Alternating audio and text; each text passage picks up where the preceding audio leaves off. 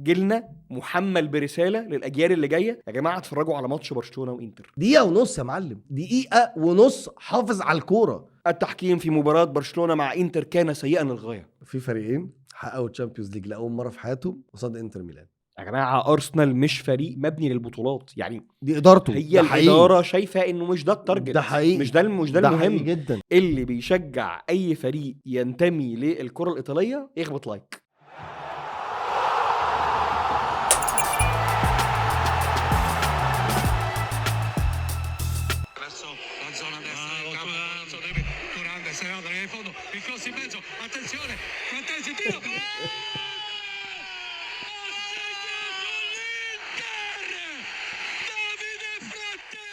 ولا وانت مش فاهم حاجة. عيب يا ولا. الانتر ان فانتاجو يا ولاد المحظوظة، ولا. يا ولاد المحظوظة. شفت؟ يا مساء الورد ويا مساء الفل ويا مساء الجمال. جالي بالبنك، جالي بالبنك. لو ايه انت فين؟ انت هتاكل ضرب، ده انت هتاكل ضرب، ده انت مش عارف انت ايه. هتاكل ضرب فعلا. ولا ايوه هتاكل ضرب. اتشربي انت فاكر انت كسبت ايه؟ وفراتيزي. يا ولاد المحظوظة، هتشربي في الدقيقة 93. انا كان المفروض يا جحدين. انا المفروض كنت اروح بالكاس. ماشي. انت فاكر ايه؟ ده من الظلم ان الفرقه دي ما تروحش بالكاس بعد اللي حصل ده. براحتك، عيش حقك. ازيك يا نجم؟ ازيك يا عسل؟ اخبارك ايه؟ مبروك يا لا مختفي يعني؟ مبروك يا ابن لا مش المحظوظة. لا مش ظاهر يعني؟ مبروك يا ابن المحظوظة. لا مش ظاهر يعني؟ محدش شايفك. انا لا جاي مبروك. انا جاي لك من التسعينات بتشيرت الظاهره رونالدو الفينومينو، ايام ما كنا لسه الدنيا واخد بالك نجميه. دلوقتي بقت الدنيا نجمتين وبقت الدنيا حلوه يعني. والله ده احياء برضو من التسعينات. ده مين ده اصلا؟ ده مش حاجه، ده مين نايك ده كانت ريس؟ عاملاه احياء للتيشيرتات البينك في التسعينات وكده. بس كده من غير اي مناسبه ولا اي حاجه بيتباع الكلام أنا ده؟ ماليش دعوه بقى. وانت اشتريت اهو يعني، اكيد في حد يعني كده الناس بتشتريه. عامله على ايدي. مش فاهم. اكيد الناس بتشتريه. طيب طيب المره اللي فاتت انا حي، المره دي انا في النهائي يا بيه. انت مت خلاص. المره دي يا بيه انا في النهائي. الله العظيم نص دول لا كان على القهوه. لا نص البياض اللي هنا ده صعبه يا خرابي قوي، يا خرابي يما، يا خرابي يما. طب يا جماعه الاول لايكاتك، كومنتاتك، حركاتك، واخد بقى شايك، حاجاتك كلها يعني. كنت بتشجع الانتر او برشلونه او مدريد او اي حد الاسبوع ده في اي حدث، هتلاقوا كلامنا في هذا البودكاست ان شاء الله في هذه الحلقه الجميله اللي جاي لكم برعايه تلقيمه، شويه شاي زي الفل، فيرف شويه ديكور زي الفل، وتالنت اكاديمي شويه كورسات زي الفل ان شاء الله يعني. انا عايز اقول كتير يا بيه يا ابن المحظوظه. عندي كتير والله العظيم. والله انا مش عايز اقول غير يا ابن المحظوظه. وانا عايز ابدا بده بقى. ما هو عشان ده الرطرطه وسط فرقه ما عندهاش، وسط الحكم، وسط المش عارف ايه والكلام ده يعني. انا عايز ابدا السف والتحفيل حاجه والكلام في القصه والكلام التاني حاجه تانية يعني. طيب لا مش ده ما يمنعش ابدا ان احنا طول الحلقه نفضل اقول لك يا ابن المحظوظ. لا وانا ما جربتش. يا اتشربي يا ابن التت 93. لا ده اتشربي ده انا جايب له في حته بنت لذينه يعني. بس الاول يعني ربنا يقدرنا بس ما ننساش حاجه. امين. ونقدر نتكلم في كل الحاجات يعني. طيب مايك معاك، كلنا اعذار صاغيه. اسمعوا معانا يا جماعه يلا. ماشي يا فندم. نربع ايدينا. اولا مبروك لكل جمهور الانتر في كل مكان في الوطن العربي. وماله حبيبي. الناس كانت صاحيه من الصبح كلها. والله صاحيين من الصبح. صاحيين الصبح كلهم يوم الماتش يعني. ما بيسمعوش اي حاجه غير سيعاقبهم الانتر، سيسجل الانتر. لدرجه ان فارس عوض بعت لي يومها بيقول لي انا بخش كل المنصات بتمنشن في كل حته على الانتر. زاد الموضوع بقى انه بعد نهايه المباراه المقطع ده انتشر بدرجه اكبر جدا جدا جدا، زي الراجل اللي كنا لسه بنسمعه من شويه ده، انه الانتر عاقب برشلونه على اهدار كل هذه الفرص وقدر انه يوصل لنهايه اسطوري يعني. طيب انا هبدا من النقطه اللي فيها خلاف، واللي هي تحولت خطأ لمحور نقاش ما بين الطرفين حوالين مساله التحكيم، وان المساله موجهه وهكذا يعني. كويس. طيب انا راجل بشجع الانتر في هذه المباراه، وبرضو عايز اقول قبل ما اتكلم عن دي، عايز اقول نقطه مهمه جدا انت عرفتها من يعني القعده معايا على مدار السنتين اللي فاتوا. الناس في يوم الماتش في قطاعين من الجمهور، القطاعين بيحفلوا عليا. كويس. لان الحلقه اللي فاتت احنا بنتكلم على ان برشلونه، اللي انا قلته ان برشلونه هو اكتر نادي ضاف لكره القدم. فبقى جمهور الانتر اللي ما يعرفنيش، ما انا مش كل الناس عارفاني يعني، اللي ما يعرفنيش بقى بيهاجمني، ادي يا عم برشلونه اللي انت قلت عليه مش عارف ايه، غير جمهور ريال مدريد والقطاع الثاني من جمهور برشلونه اللي هو المفروض كان بيتقالوا البوقين دول، بيحفل عليا ان انتوا فرقتكم فرقه فاضيه، انت بتشجع الانتر فالفرقه دي فاضيه، والتحكيم والحاجات اللي شبه كده. ده يؤكد ايه؟ ده يؤكد انه اللي انا بعمله ده ضررني جدا. يعني انا كان السهل في الموضوع يا جماعه بصوا انا بشجع الفرقه الفلانيه من اول يوم لاخر يوم اهو والله بكسب وبيتحفل عليا زي اي شخص طبيعي. حلو. بس المأساة اللي انا فيها دي هتخلي انه انتر بيتغلب، ميلان بيتغلب، ايطاليا بتتغلب في اي بطوله، تحفيل وقتي واخد بالك. إيطاليا. واللي داخل لا ده انت ما حضرتش اليورو بس معايا، اليورو الجاي ان شاء الله. ما حضرته بقى. لا اليورو اللي بتاع 2021 اوكي ما حضرتوش، ده كان ماشي. حاجه برضو دمار يعني. ماشي.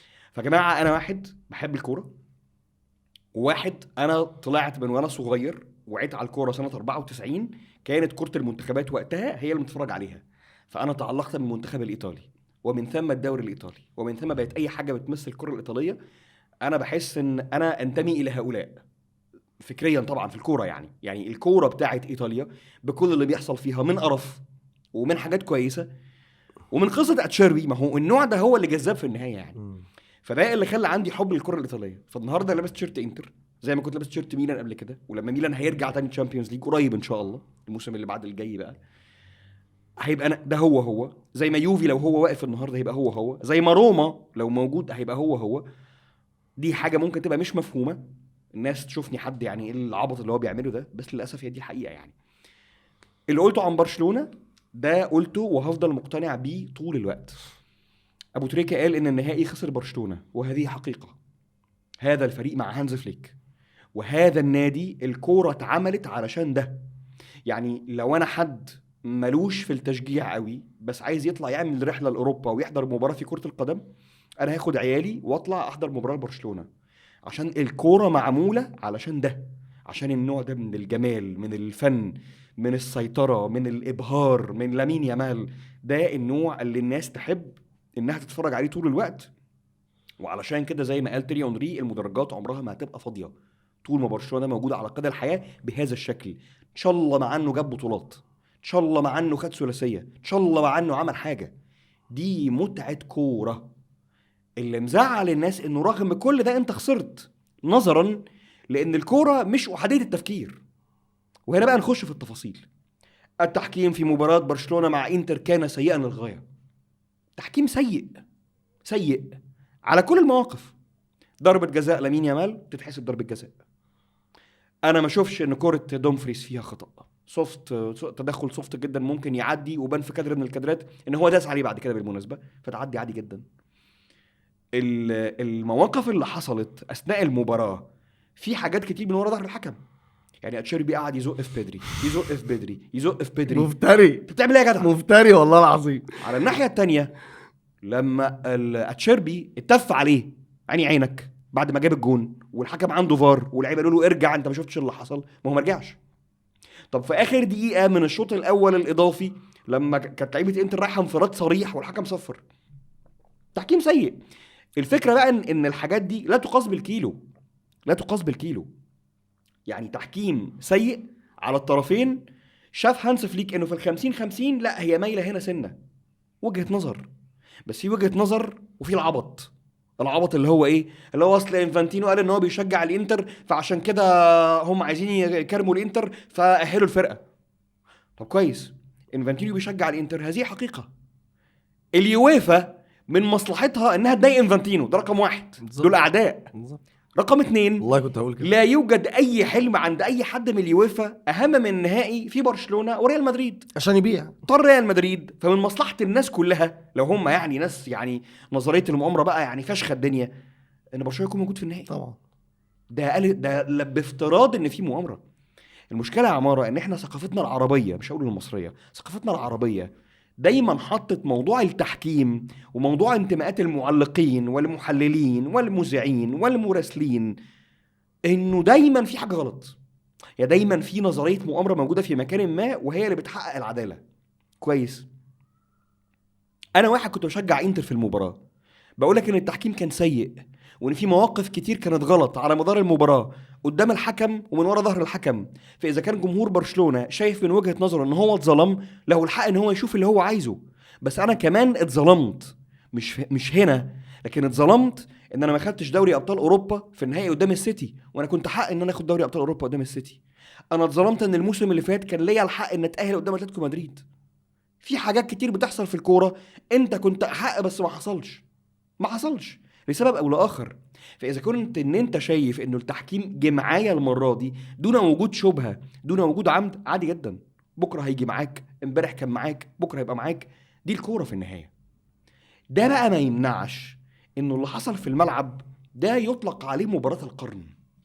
يعني الماتش اللي حصل فيه ده مواجهه اتقل من مباراه الذهاب بكتير.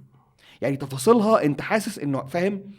المره اللي فاتت كنت انا بقول لك ايه اللي حصل بين برشلونه وانتر في الذهاب في اسبانيا، كانت اشبه بمعركه ما بين جيوش. الماتش ده هو كانه استمرار للمعركه، وخلاص المعركه هتخلص والناس بتجر رجليها. يعني حرفيا اللي بيحصل ان الناس بتجر رجليها، اللي بيزحف واللي بيمشي واللي عارف انه خلاص يعني كده كده هيقع، مساله وقت وهيقع. فهي الدنيا عامله كده. وانا شخصيا عمري ما شفت مباراه في دوري ابطال اوروبا في نص النهائي او حتى في النهائي بالقوه دي وبالجلد ده، وان كل واحد باذل 180% من قدراته عشان يحاول ان هو يعطل التاني. يعني ده شكل انا ما شفتوش قبل كده في الكوره. عشان كده المباراه دي هتفضل محفوره في التاريخ، ويا للحسره انها مش مباراه نهائي بصراحه يعني. طيب انا عايز اقول حاجات تانية بس انا عايزك تتكلم عشان مش هينفع اخد المايك لوحدي يعني. لا، فانت أنا يعني مبسوط قول جدا. قول وانا هكمل معاك. طيب، بص، طبعا واحد محايد زي حالاتي، مباراة زي دي هي قمة قمة قمة المتعة بالنسبة لي بصراحة. لأن أنت خلي بالك، مش هتعاني من أمراض سكر ولا ضغط ولا سكتات دماغية، ألف بعد الشر على أي حد يعني. لأن الماتشات اللي زي دي أنا عارفها كويس قوي قوي قوي قوي قوي، فوق ما تتخيل قوي. بس طبعا مش بالحدة دي، مش بالقوة دي، مش بالعظمة دي، مش بالمتعة دي. أنا ما بتفرجش على كورة من قريب يعني. أنا من 98 ومن 96 تحديدا، بس وعي 98 يعني. واللي اعرفهم كمان عندي اصحاب كتير اكبر مني سنا،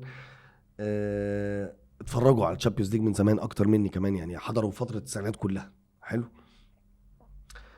انا متاكد ان مفيش اعظم من نص نهائي بالشكل ده ذهابا وايابا، ابدا ابدا.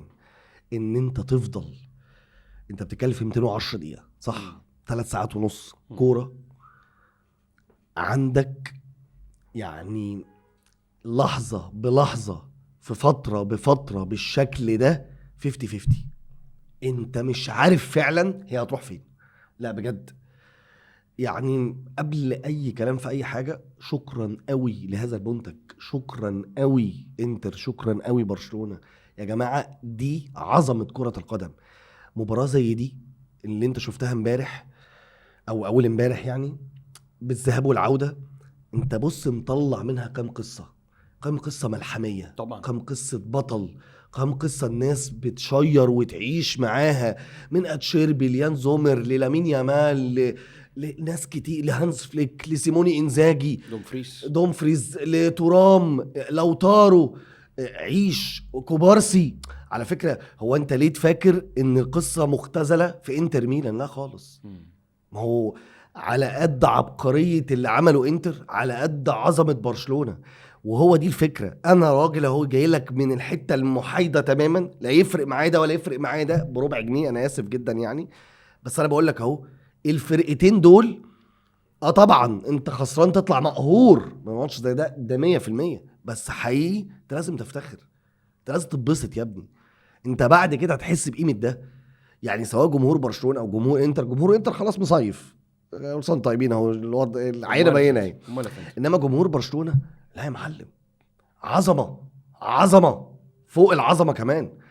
فالاتنين قدموا حاجه لكره القدم. انت لو هتماركت الكوره كاللعبه الشعبيه الاولى في العالم مش هتلاقي احسن من ده منتج طبعا. هتقول ده يا راجل، ده تيري اونري طلع قال انا اكتشفت ان انا مليت من الكوره. انا كنت مليت فعلا، انا بقالي 3 سنين مش حاسس بالكوره، بتضايق وانا بتفرج. ده على الهوا يعني. قال الماتش ده اعاد لي الحياه من جديد. انا بحب الكوره فعلا، بس بحب الكوره دي، انا بحب النوع ده. عشان كده كل الصدام اللي انا شايفه من ساعه ما المباراه خلصت لحد دلوقتي ما بين فكره احنا الاحق احنا الاحق احنا الاحق احنا الاحق. واحد شايف انه عمل كل حاجه في الكوره وخرج، واحد شايف ان هو عمل كل حاجه في الكوره وكسب. اللي كل واحد من الفرقتين ده شايف ان انت ما عملتش حاجه، انت كسبت بالتحكيم، انت كسبت بالدفاع، انت كسبت ب6 مرتدات، انت كسبت بالضربات الثابته، انت. والتاني بيقول له لا انا دافعت وعملت وسويت والجرينتا وشفت ويان زومر واتشيربي وازاي اعمل اواجهك ده نوع كوره وده نوع كوره. الاتنين في الاساس. ليه قلت لك مباراه النقيضين في قبل ما الماتش يخلص، قبل ما الماتش يبتدي اصلا، في المواجهه الاولانيه خالص؟ لان هو ده حقيقي، ده نوعين الكوره. الناس بتحب النوعين دول. ناس بتحب النوع بتاع الايطاليا ده اللي عمله انتر ميلان بهذا الشكل. ما ينفعش تقول له انت بتدافع بس. بتدافع ازاي وانا جايب 6 جوان ولا 7 جوان؟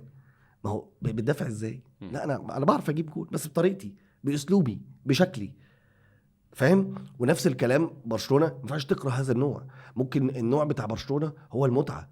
يعني انا قاعد بتفرج، انا منبهر، انا حقيقي منبهر جدا. ده ايه الجمال ده يا جماعه، ايه العظمه دي؟ بس هي الكوره كده للاسف، تفاصيل صغيره. وهي لعبه الشامبيونز ليج هي لعبه التفاصيل، وعلى مدار السنين هي تفاصيل. بص، تقريبا هو اكبر حدث كروي بيحصل فيه دراما هو سيمي فاينل تشامبيونز ليج. اعتقد يعني على مر التاريخ كده فكر فيها، هتلاقي ان اكتر مواجهه فيها ذهابا وايابا يعني فيها دراما كتير، فيها اثاره كتير، فيها اكبر نوع من انواع الادرينالين. مش النهائي ومش الادوار اللي يعني طبعا في الادوار التانية، بس اقصد اكتر حاجه تماركتها قوي، تريد مارك كده، هو السيمي فاينل. صحيح. بكل الدراما اللي فيه. امشي مع السيناريوهات مش هتلاقي واحد منطقي. يعني امشي مع سيناريو الفم حاجه بتاع مدريد منطقي؟ مش منطقي ابدا يعني انت بتقعد تجيب الدقايق كده تشوف ايه ده 2-1 3-2 يعني ايه، وهكذا بقى. مدريد كذا. طب اللي حصل مع تشيلسي في الكامب نو في 2012 مع برشلونه، هل ده منطقي؟ اكيد مش منطقي. لما تقول 10 لعيبه بيلعبوا قدام برشلونه في الكامب نو خسرين 2-0 هيتعادلوا ازاي؟ مستحيل. وهكذا. وكم من السيناريوهات عد بقى لا تتخيل، مانشستر ويوفنتوس ومش عارف مين ومين. انا بس الذاكره مش حضراني، بس انت هتلاقي كتير من هذه السيناريوهات الدراميه جدا. ده مش معناه اصل بص وصلت للمربع الذهبي لان انتوا افضل 4 فرق في اوروبا والاول مره بيبقى بانصاف شديد جدا. ده شغل ال4 مدربين اللي وصلوا لهذه النقطه، في كل واحد بطريقته وكل واحد باسلوبه وكل واحد بالادوات اللي معاه. يعني ما ينفعش ابدا. انا مش انا شايف مقارنات بنوع ايه، سيموني انزاجي بص مع مين فطلع، في المقابل هانز فليك بص مع مين فمش عارف ايه. يا جماعه ما هي بتقاس كده، هي بتقاس كده. لكل نادي اسلوبه وطريقته والسكواد بتاعته والطريقه اللي بينجح بيها. ما ينفعش نقعد نقول ايه بقى ماذا لو سيميوني انزاجي مع الادوات بتاعت ريال مدريد. انت ما جربتش، ممكن يفشل، ممكن وممكن لا، والعكس ولو هانز فليك في الحته دي بقى دي في واحد مهمة. طلع واحد الوحيد اللي عنده سلام نفسي جميل جدا مع انه راجل عبقري من الاعظم في كرة القدم، قالها صريحة. بيب جوارديولا قال كده يا جماعة. هو في اجمد من بيب جوارديولا في الكورة كتدريب، في الكوتشنج، في الفكر، في كل العظمة، في الاستحواذ، في الهيمنة، في كل حاجة. انا ما ضربش اي فريق، ما بضربش اي لعيبة. انا عايز نوعية معينة بنادي معين بطريقة معينة عشان اعرف انجح. ما اعرفش اعمل اللي بيعمله مورينيو، صريحة قال كده. صحيح. فالراجل ما عندوش. ومورينيو قال ان اللي رانييري عمله افضل من اي حاجة مثلا. فهي دي حلاوة الكورة. يعني دي حلاوة الكورة. انا متفهم طبعا ان الموضوع هيفضل ما بين الديبيتس بين الجمهورين، لان خلي بالك طبعا انتر داخله مدريد لان الاثنين بيضربوا في برشلونة، وبرشلونة جمهور وحيد بيدافع عن وجهة نظره. كله صح يا جماعة. طيب كله صح. تعالى بقى نخش في التفاصيل مع الناس يعني. يلا يا باشا. هبدأ الأول بإنتر. بص أنا في عندي كلام كتير في إنتر على اللعيبة منلي يعني، بس أنا هقولك وجهة نظر يمكن تبدو غريبة بالنسبة للناس أو ما تبقاش مقبولة دلوقتي، بس أنا اتعودت أتكلم بالطريقة دي حتى وأنا كسبان يعني. الماتشين على بعض سيموني إنزاجي ياخد فيهم تحية كبيرة جدا، بس أنا ماتش العودة مش الذهاب. لو كان الإنتر خرج من البطولة أنا كنت شايلها له. ليه شايلها له؟ انت مقبول في الذهاب انك تعمل ده جدا، لكن في مباراة العودة انا مراعي ان انت عندك ظروف، وان في لعيبة في القايمة داخلة وهي مصابة، بس برضو انا مراعي ان برشلونة ما عندوش دكة، وانه لما لعيبة وقعت اللي نازل غير اللي خارج، ولا في اراوخو مثال. فهو برشلونة في المنطقة دي بتاعة السكواد وعمق السكواد والاسماء هو مش بعيد عنك. مباراة بايرن انت كنت قاب قوسين او ادنى من الخروج على ملعبك، فانت شفت كلاكيت للمشهد المنتظر اللي هيكون اقوى قدام برشلونة في الشوط الاول. بحكم الفرص انت كنت احسن، وصلت سجلت جون واتنين. رد فعل الشوط التاني ما جاش. برشلونة الشوط التاني مسك انتر في اول 20 دقيقة، مباراة وان سايد جيم عنيفة جدا دون وجود اي رد فعل. وما كانش عند انزاجي فكرة غير اللي تيقن لي بعد كده ان العيال دي هتموت في الملعب، فسحب 2 مختريان وتشارانوجلو، ونزل فراتيزي وزرنسكي. الحاجة التانية، انت شفت لامين يامال في مباراة الذهاب، وانت عارف ان ده اللي هيحصل في مباراة العودة. مش هيتلغي بس يقل. يعني كنت متخيل انه لامين يامال هيتم التعامل معاه بفكرة تانية. طب الحاجة التالتة بقى اللي هو المين في الموضوع، طيب انت بتدافع بخط دفاع منخفض، بتعيد سيناريو مورينيو قدام برشلونة في كامب نو مش في جوزيبي مياتزا. انتر 3-4 مرات ورا بعض مضروب بالكرة العرضية الملعوبة على ايم البعيد وانت مش شايف، فالجون جاي منها. يعني انت ما كنتش صلب جدا في مواجهة الفريق اللي قدامك، وسومر ظهر في 1 أو 2 زي دوناروما مثلا قدام ارسنال، ظهر في 1 أو 2 وخلاص الموضوع خلص، الباقي الجيم عادي، هو مسيطر نعم بس تمام الدنيا عادية. يعني انت لولا السومر كان زمانك بره. وانا هنا مش بقلل من دور حارس المرمى، يعني مش بقول انه ما هو لازم ما يتدخلش، لا يتدخل، ويتدخل قدام فريق كبير اوكي، بس انت لولا هو كان زمانك بره. فانت تعاملت مع برشلونة في جزئيات معينة من المباراة كويس، لكن في الوقت اللي برشلونة بدأ يزود ويدوس بنزين اجمد رد الفعل مش موجود. انا ليه بقول الكلام ده؟ لانه مع بداية الاشواط الاضافية ومع اخر شوط اللقاء التاني قبل جون التعادل القاتل طبعا، بان ان انت لما بتستلم الكرة وبتدور الكرة ما انت عندك حاجة. يعني انتر اصلا اللي بيتفرج عليه ده مش فريق دفاعي، اللي شافه السنه دي طول الموسم، اللي شافه الموسم اللي فات طول السنه، اللي شافه قدام الفرق الكبيره، ده مش فريق دفاعي.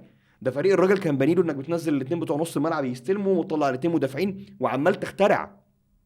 وبالمناسبه اتشيربي في اخر كوره دي تعليمات انزاجي، ده هو اللي قال. طب ما انت عندك، طب ليه يا معلم؟ يعني ليه ما كانش فيه استحواذ بشكل او باخر، محاوله لرد الفعل، فكره جديده؟ انا بلتمس لي القليل من العذر ان كل ده على الفرقه جديد. تمام، يعني كل المشاهد دي وانت بتواجه برشلونه بهذا العنفوان جديد، لكن زي ما قلت لك، زي ما انت هتاخد الكريدت على جوده اللعيبه بقى الموجوده والجرينتا اللي كانت موجوده عندها في المباراه، وهحكي لك في ده بعد شويه، لكن لو كنت طلعت بره لا كنت هتشيل. لان هنا موسم صفري ما فيهوش حاجه خالص، بعد كارثه الميلان في الكاس، بعد مباراه روما في الدوري، قبلها مباراه بولونيا، ايه بقى عملنا ايه في الاخر يعني؟ لكن بما انه النتيجه قالت الى انه الانتر موجود في النهائي، فطبعا النتيجه هتؤدي الى انه مش الكلام هيختلف، لكن هياخد جزء كبير من الثناء سيموني انزاجي على انه على الاقل الفريق حافظ على الصمود بطريقه او باخرى. ده اولا. ماشي، خلينا ارد عليك. برشلونة معلش يعني، عشان انا عندي نقطة مهمة قوي في هانز فليك تحديدا يعني بصراحة. الحقيقة اللي عمله هانز فليك السنة دي امر شبه معجزة، واتكلمنا عليه على فكرة من اكتوبر اللي فات بعد مرور 2-3 من الموسم يعني، وقلت قد ايه الراجل ده عبقري، قد ايه الراجل ده عمل من السكواد ده عديم الخبرة، عديم الاحتكاك، عديم التمرس، وعديم دي مش حاجة وحشة، ده الواقع، دي الفاكت.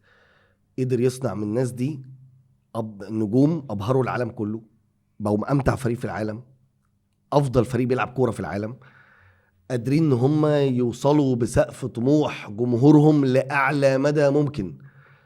اللي عملوه قدام ريال مدريد الموسم ده حاجة استثنائية في الكورة.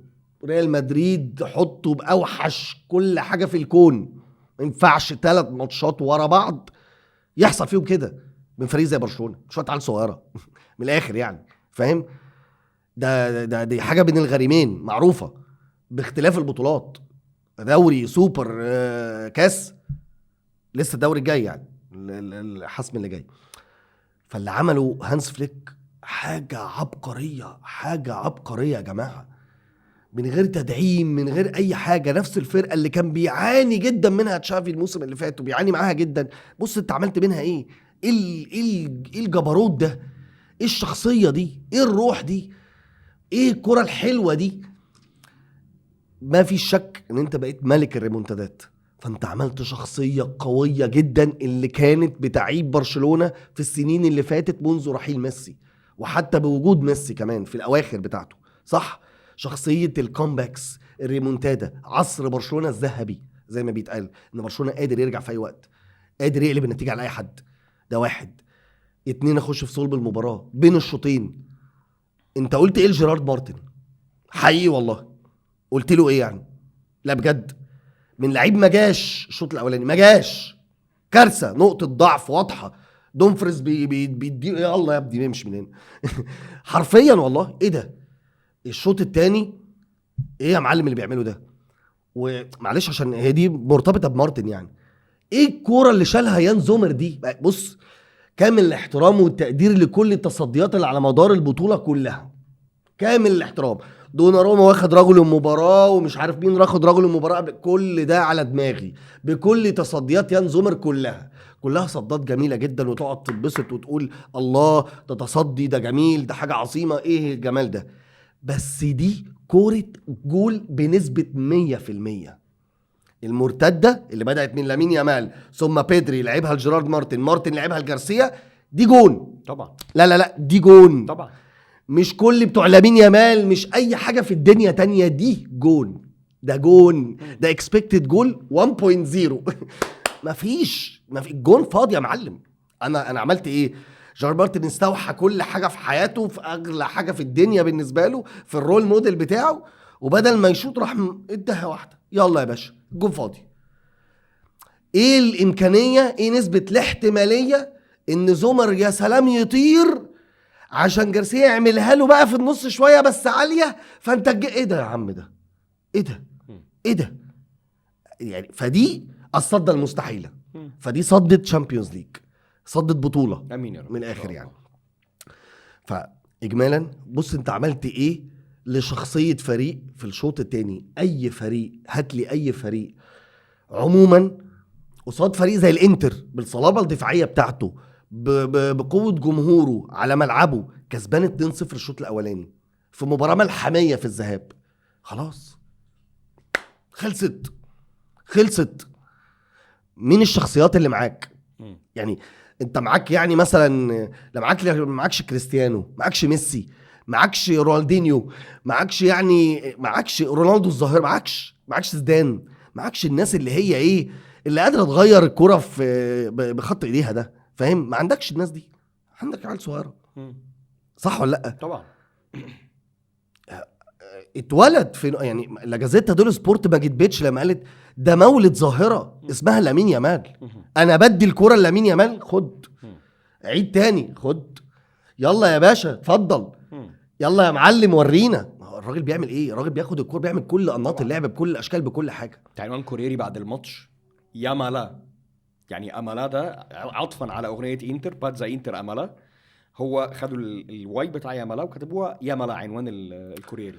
كان عبقري بصراحه. كل ده عارف انت عامل كل الملاحم دي، كل العبقريه دي، كل العظمه دي، وانت قدام انجاز تاريخي ان انت توصل لنهائي. انت ممكن تاخد تريبليت يعني الثلاثيه بفريق زي ده، يعني فريق انت اساسا جاي تنقذه، انت محقق التارجت من زمان يا معلم، انت عامل الهدف الرئيسي ده، لابورتا هيقلع ملط من كتر اللي انت بتعمله، خلاص مش محتاج منك اكتر من كده اصلا. ده احنا عايزين نروح بعيد في الشامبيونز ليج، هتاخده انت في ايه يا عم؟ بالراحه، فاهم يا جدع يا راجل يا محترم. دقيقة 87 بتسجل هدف الفوز في ملعب انتر ميلان بعد 120 دقيقة الاعظم في التاريخ، والناس ماتت خلاص، الجمهور مات، الجمهور والمعلقين مش قادرين يعلقوا، ما بالك باللعيبه. 87 انت حضرتك في الدقيقه 92 بتضغط عالي على انتر بجد والله. يعني موقف 4 ضد 4 بيحصل في المباراه دي في الدقيقه 93 ده بناء على ايه؟ طب اتشيربي اللي انت شفته عمال بيجري هن شغال لوحده كده، رايح سايب قلب الدفاع ورايح يقف في منطقه الجزاء، ما خدش بالك من حاجه؟ طب واحد، مباراه بنفيكا ما قالتلكش اي حاجه، جرس انذار. مباراه دورتموند ما قالتلكش اي حاجه، جرس انذار. مباراه اتلتيكو مدريد ما قالتلكش اي حاجه، جرس انذار. كل دول اللي عديتهم، ما هي مش كل مره هتعدي يا معلم واتقرصت.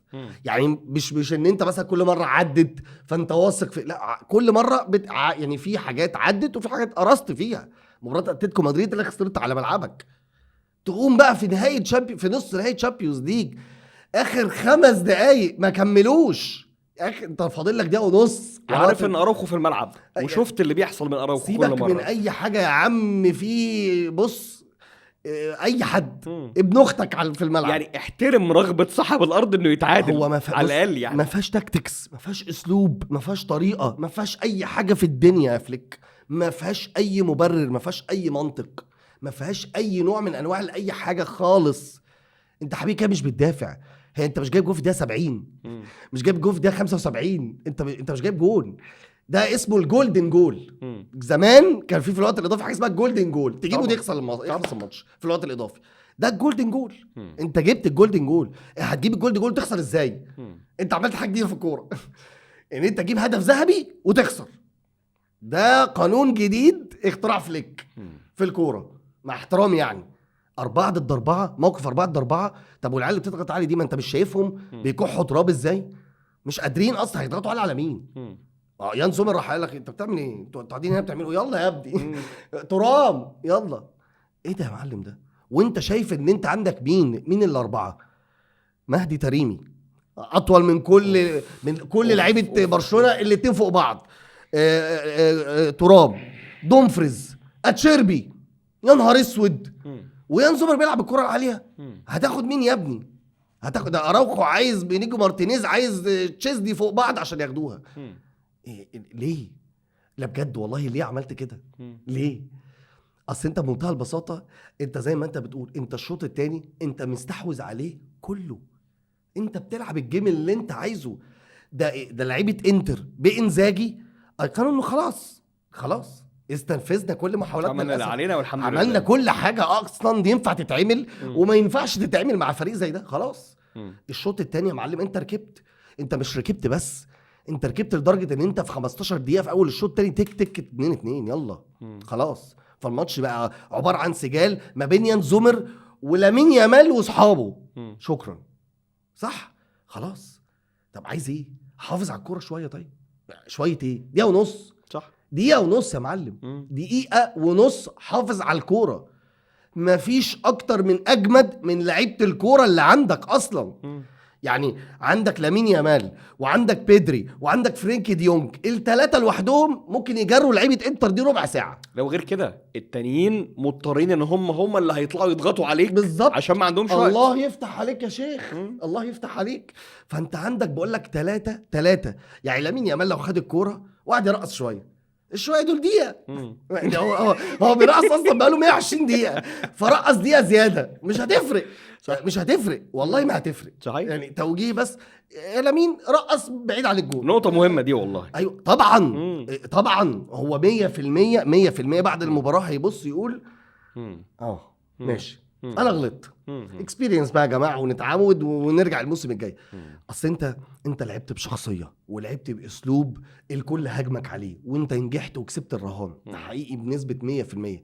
بس الكوره عباره عن تفاصيل، الكوره عمرك ما تكبر عليها زي ما بيقولوا، مفيش حد اكبر من الكوره. غطرسها بعض الشيء، غطرسها مش غطرسها بس، القصد ان انت لازم تتعلم تجيب من كل حاجه بجزء معين. ما ينفعش انت بالنسبه لك هي دي وخلاص. مم. ما انت عايز اعلى كواليتي في كل مركز عندك في ارض الملعب، وده مش حقيقي برضو. مم. فده ابعد عن الواقع اللي انت عايز تعمله. مم. عشان كده هتلاقي حاجه ابعد عن الواقع قالت لك شفت انت غلطت، مم. ادي اتشيربي اهو بيجيب الجون. مم. واتشيربي ايه؟ انت عشان تعرف بس قسوه الكوره، اتشيربي بيجيب الجون برجله الضعيفه، ده لعيب اشول مم. جاب الكوره برجله اليمين. مم. ايه ده وحطيتها حاطه في يعني الديفليكشن حتى اللي عاملها دي يا باشا؟ لا ترام ولا لو طاروا يجيبها كده، والله والله ما كان بهرج. زمانها فوق خالص. لا ومين اللي واقف وراه؟ اراوخو، مم. المفروض اللي هو اصلا احنا جايبينه عشان الفيزيكاليتي مش حاجه تانية. مم. يعني هو اقوى من انيجو مارتينيز واقوى من كوبارسي في الفيزيكاليتي فقط. فقط. يعني لو حد هيمسك اتشيربي فينا اكيد انت امسكه بقى. يعني امسكه. يعني مش تعمل حاجه، هتعمل بس يعني بلوك سهله اهي. الحمد لله انه ما عملوش. فلا يعني انا بصراحه لو في حاجه تقهر لعيبه برشلونه وتقهر جمهور برشلونه هي النقطه الجزئيه دي بصراحه.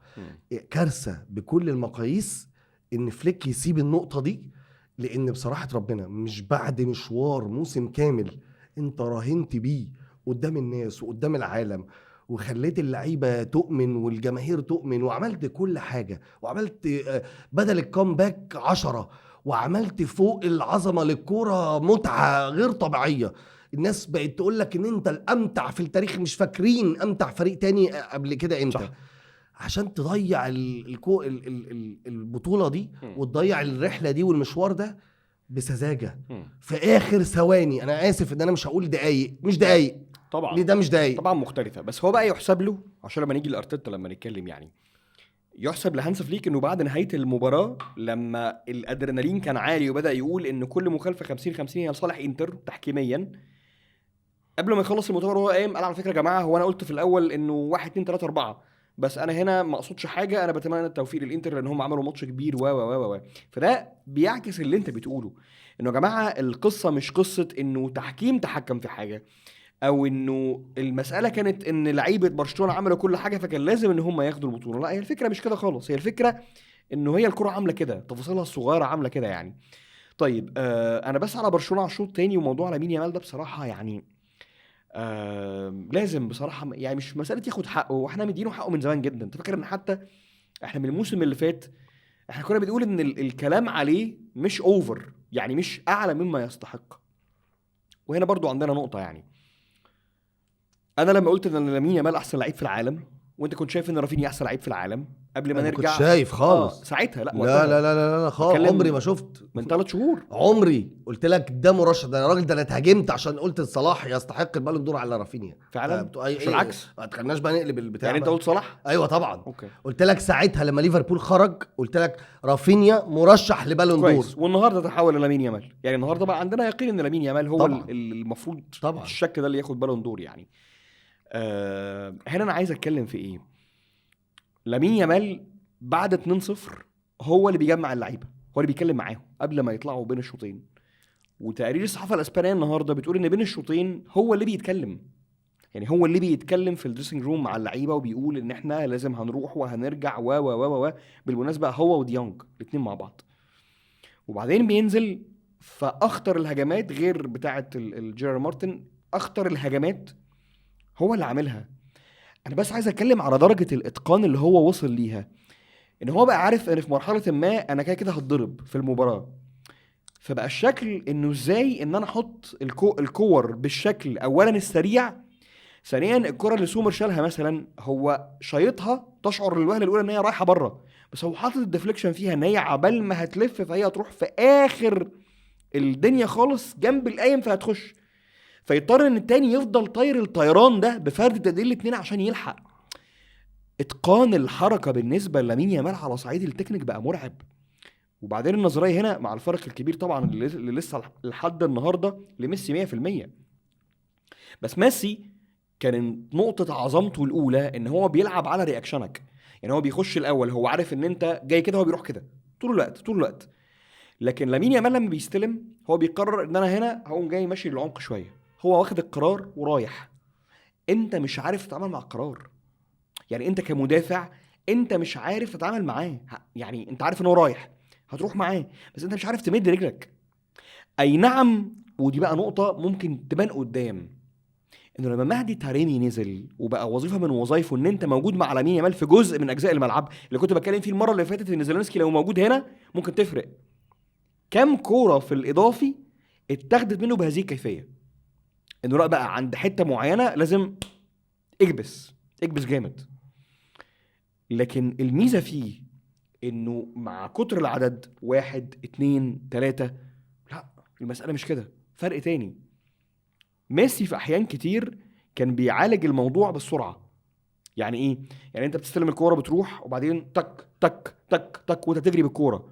لامين يامال مش معتمد على الجري بالكوره، يعني هو نقطه قوته الاولى مش السرعه، هو واخد الكوره وبعد كده هو عايز يتطرف ناحيه اليمين اللي هو زاويه الخط، وده شيء صعب جدا. فهو عنده القدره انه هيموهك علشان يروح على الناحيه دي ويكمل، وعارف ان النهايه مش هنا، فعارف انه برضه هيموه وهيخش ويعدي. فعدم وجود سرعه كافيه، وطبعا الله اعلم ايه اللي هيحصل بعد كده، بس كلام على مرحله 19 سنه يعني، ان انت ما عندكش سرعه ميسي ولا رونالدينيو، لكن رغم ده انت قادر ان كل قرارات مرورك تكون مظبوطه. اعلى معدل مراوغات موجود في الشامبيونز ليج، بتخش في عدد مرعب من الالتحامات الموجوده بينك وبين اللعيبه اللي قدامك، بتاخد اكتر من نسبه 50% منها. هو مديلك زي ما قلت المره اللي فاتت الفول باكج، يعني حاجه كامله منقطعه النظير. انا كمشجع انا مش عايز اشوف لامين يامال ده قدامي في اي حاجه تانية، يعني خلاص كفايه جدا جدا. لا ايطاليا اسبانيا ولا برشلونه قدام اي حد، فعلا انا تعبت يعني مباراتين انا مش شايف غيره. الفرقه بتاع برشلونه كلهم كويسين بس انا مش شايف غيره، وملوش حل. مفيش تعامل معين، مفيش لعيب معين عنده قرار مثلا انه طريقه التعامل لما يجي كده هنعمل كده، مفيش. انت دي ماركو كلمك منتهي. غير دي ماركو، ده دي ماركو كان طلع بره وعمال برضه بيبص يمين وشمال، يعني لا يطلع لي بره، انت فاهم؟ كل الناس حاولت عليه بدون ايه، بدون تقصير لاي مجهود.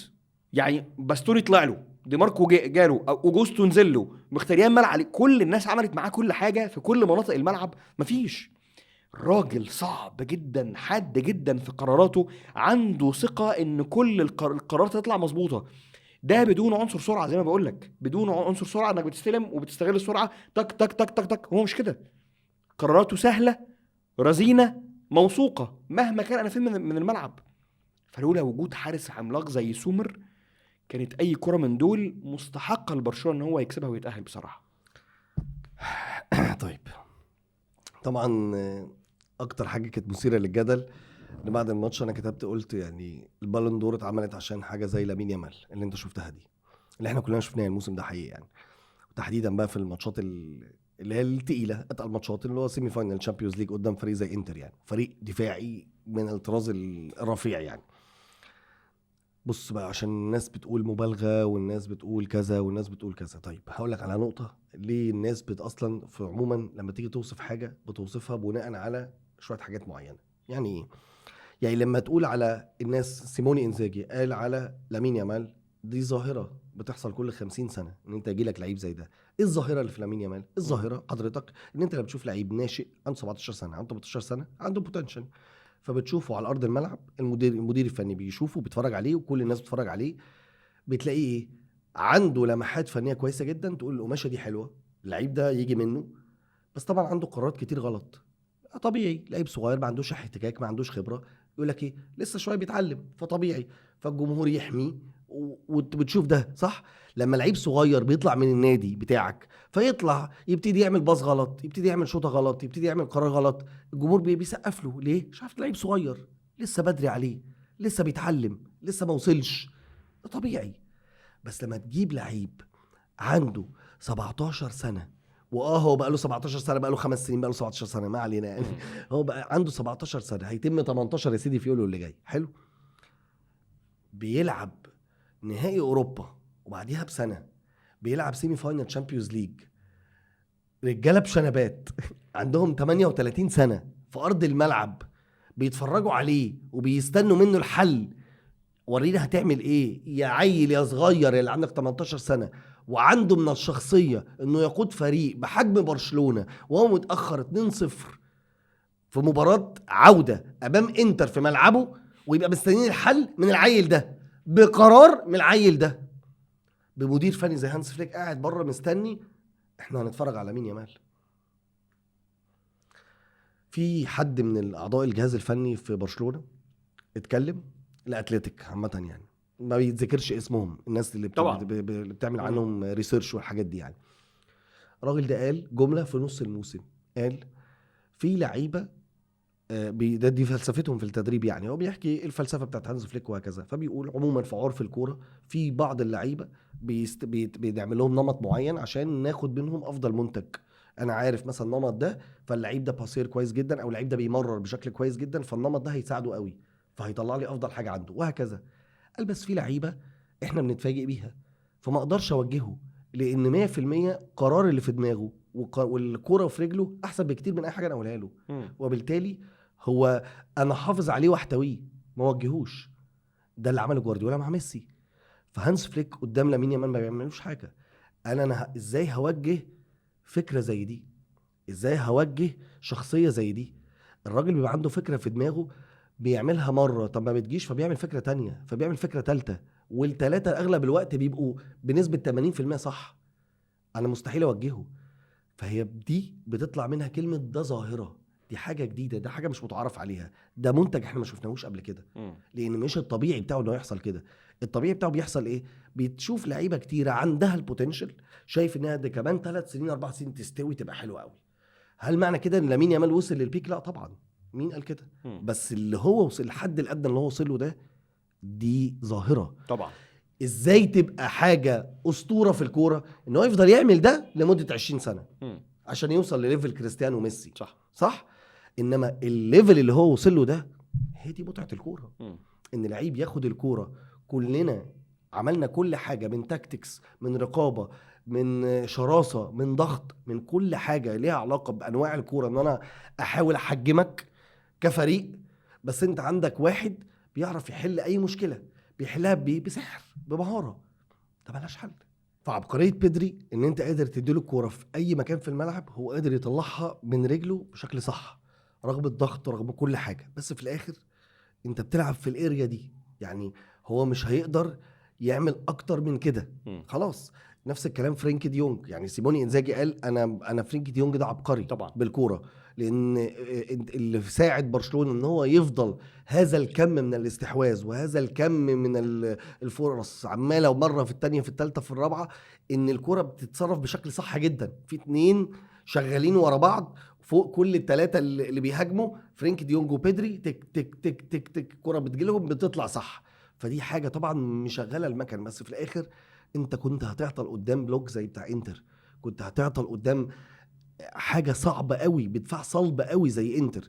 حضرتك شايف ان الدفاع بتاع انتر دلوقتي مستباح، بتهيالك صدقني، مش عشان اي حاجه. يعني السيتي لما طلع نار من بقه، لما كان بيطلع نار من بقه، عطل قدام انتر، صح ولا لا؟ عطل قدام الصلابه دي، القوه الدفاعيه دي. انت ما كنتش عايز حد غير ان هو حد الوحيد اللي عنده حل مش مختلف، حل مش موجود في العالم. فالطبيعي لما تيجي تبص على الكوره هتقول ان لامين يامال ده هي دي الظاهره بتاعت السنه دي، هي دي الظاهره بتاعت الموسم ده. هو ده اللعيب اللي في ايده يعمل يكسر اي ضغط، يفسد اي مخطط.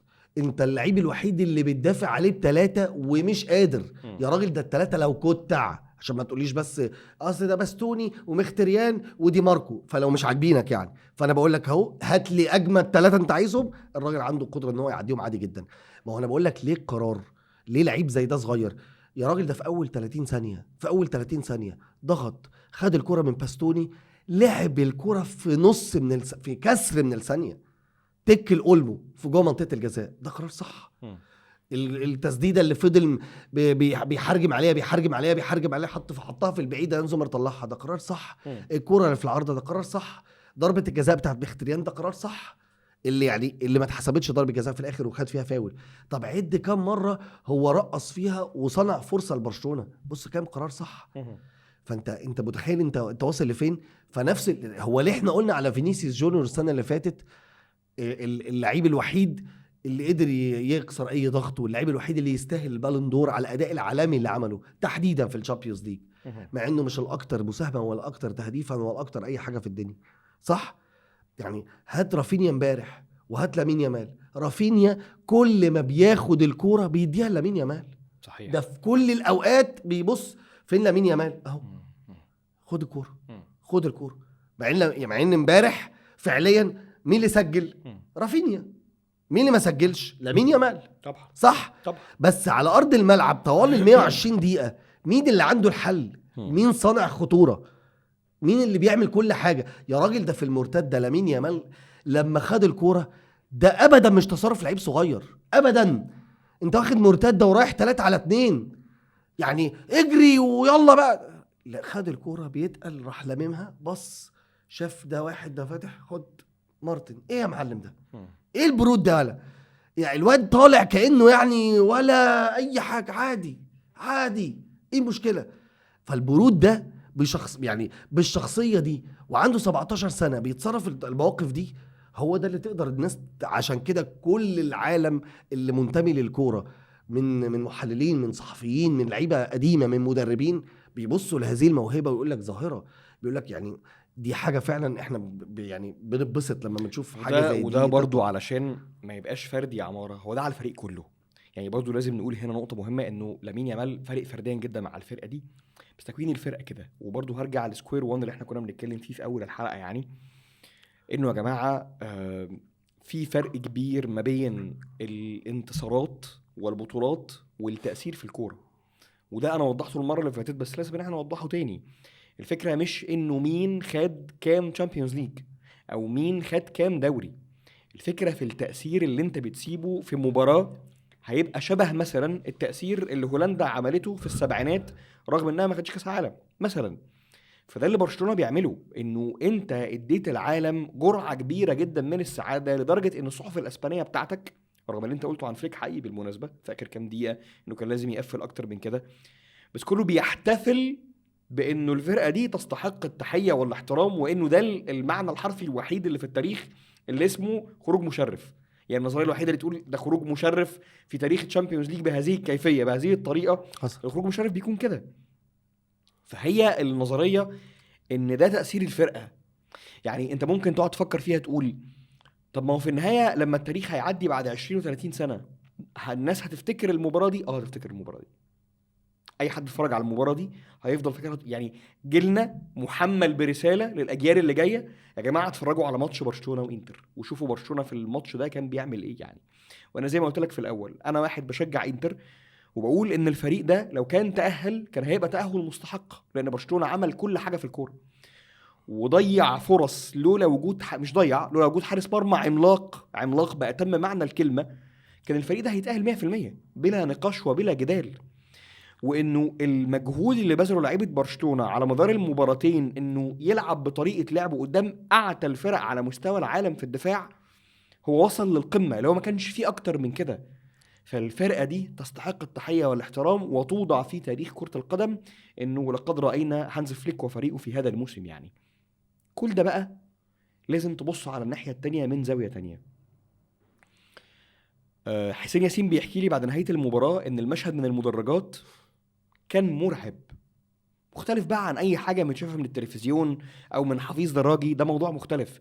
لكن اللي في الملعب وصلت او وصل الصخب في الملعب لواحد زي فراتيزي، هو اللي بيقولوا حقيقه مش افيه.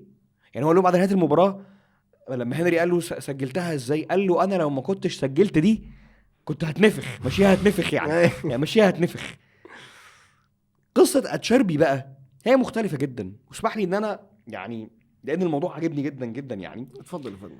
اتشيربي بعد نهايه المباراه كل العالم بيتكلم عن اتشيربي اللي هزم السرطان مرتين، اللي والده توفى، اللي كان في فرقه صغيره، اللي تجربته بدات تتشاف لما راح مع سيموني انزاجي لاتسيو ويروح بعد كده على الانتر ويحصل اللي حصل.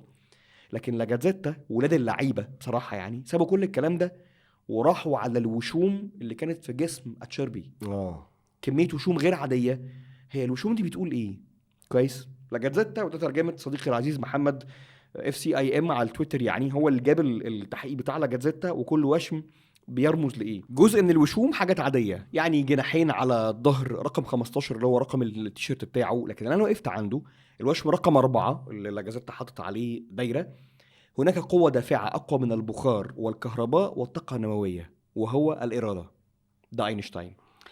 الوشم رقم 8 كاتب عليه: لست متواضعا دائما وفي جميع الأحوال، أتواضع قدام الأشخاص والأشياء اللي أنا بحس إنها حقيقية، لكن فيما عدا ده ممكن أكون متكبر ومتعالي ومزعج.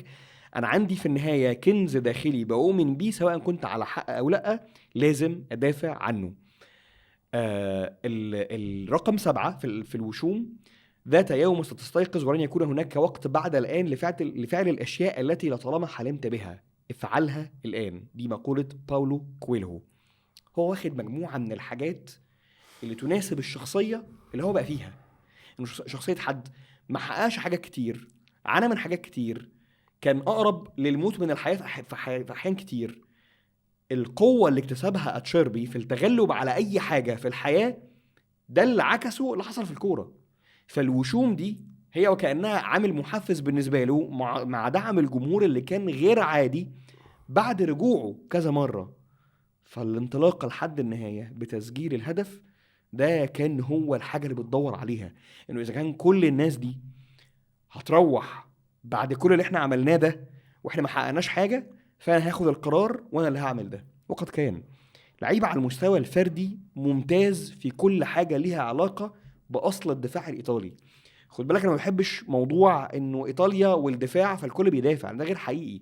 في انديه ايطاليه كتير، يعني يوفنتوس فتره أليجري عمل مباريات ممتازه قدام برشلونه وقدام ريال مدريد بنسق هجومي قوي جدا في دور المجموعات، لو انت فاكره في الادوار الاقصائيه ده حصل.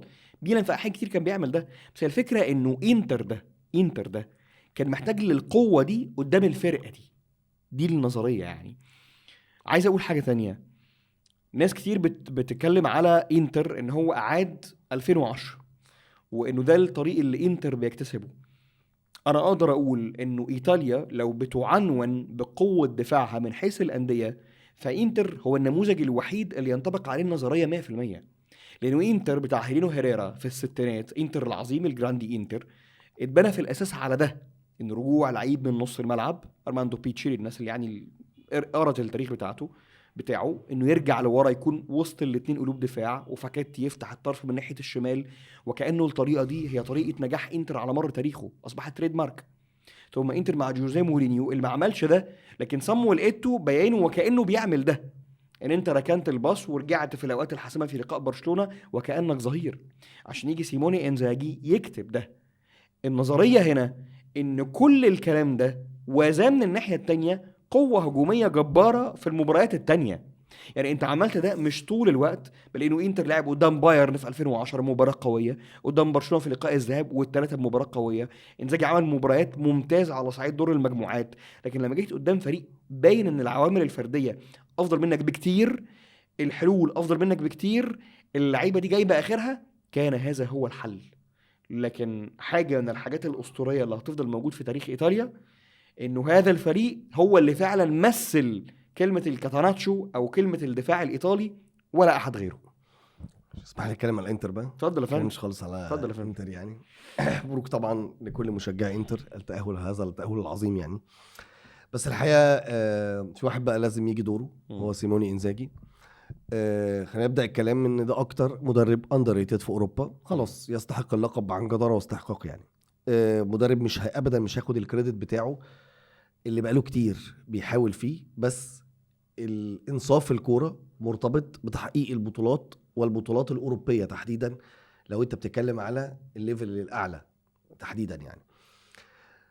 سيموني انزاجي لو جيت تبص على نهائي 2023 قدام مانشستر سيتي، هتبص تقارن ما بينه وما بين اللعيبه اللي حصلت دلوقتي، تلاقي ان تقريبا مفيش غير اختلافين 3.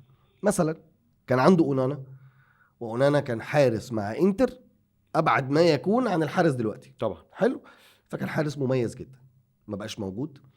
بروزوفيتش في نص الملعب، وطبعا كل ما هو له علاقه بالكره الايطاليه وبيتابعها عارف كويس قوي قيمه بروزوفيتش مع سيموني انزاجي وقتها يعني، فكان حد من اللعيبه المهمه يعني. وكان عنده ايدن زيكو جنب لوتارو، وروميليو لوكاكو قاعد على الدكه، صح؟